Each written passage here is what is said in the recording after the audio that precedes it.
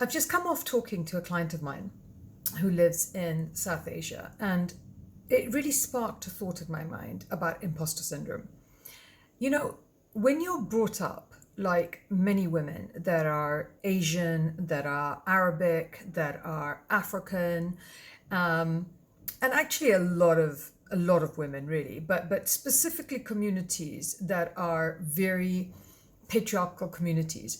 When you're brought up in communities like that, and what happens is that you are taught from a very young age to be of service as a girl, and that your job as a girl is to look good and smile and feed people and, definitely be educated, particularly if you come from a wealthier family.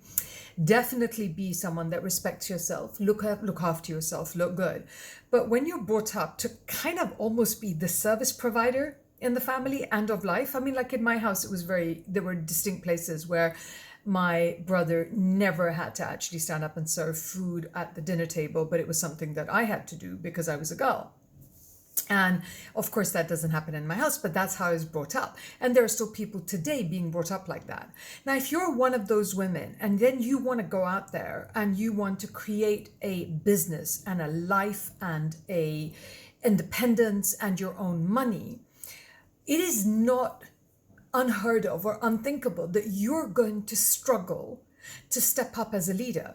I know that this is not fashionable to say, but honestly, we need to say this. You are going to struggle to step up as a leader because inherently, culturally, you are brought up to be part of the person that's service providing.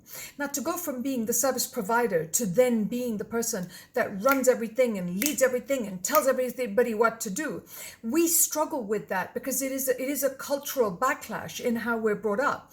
And so it is something that we often look outside of ourselves to find solutions, because there is a course that's going to teach me how to become this person that's a coach. It's going to be a guide, or some mentor is going to teach me how to become this person.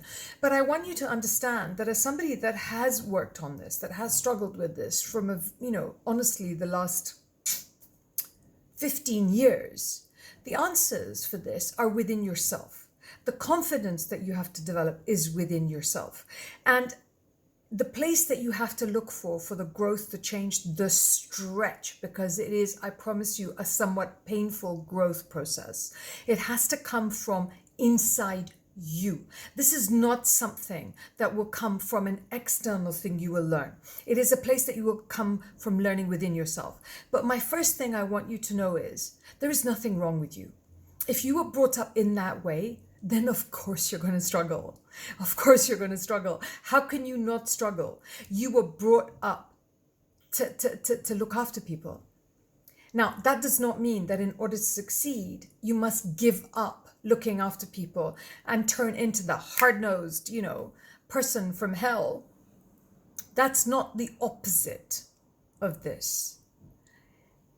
It is an internal shift into a place where you feel more powerful, where you become more powerful, and you show up as in truth with yourself and what matters to you. And let me tell you, that is hard.